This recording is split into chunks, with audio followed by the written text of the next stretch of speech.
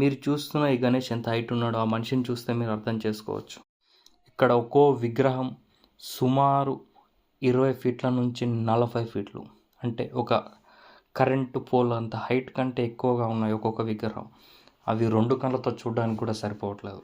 అంత పెద్ద విగ్రహాలు ఇక్కడ తయారు చేయడం జరుగుతుంది. ఇది కొరట్లలో తయారు చేస్తున్నారు ఈ విగ్రహాల్ని.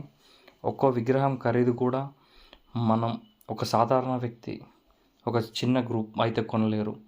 మినిమం వాళ్ళ చందాలు ఒక్కొక్కరు 10,000 నుంచి 50,000 చందాలు ఎవరైతే వసూలు చేస్తారో వాళ్ళు మాత్రం ఎఫర్ట్ చేయగలరు ఇలాంటి విగ్రహాలకి.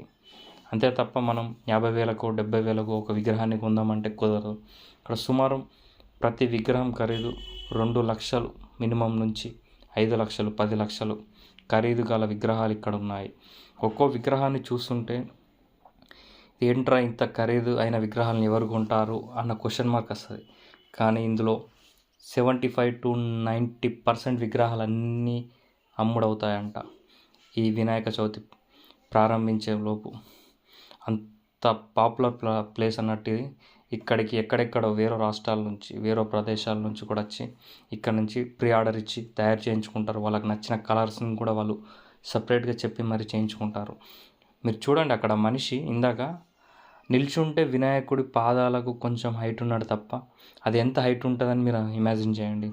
అలాంటి విగ్రహాలు ఇక్కడ తయారు చేయడం అనేది చాలా గ్రేట్ అని చెప్పుకోవచ్చు.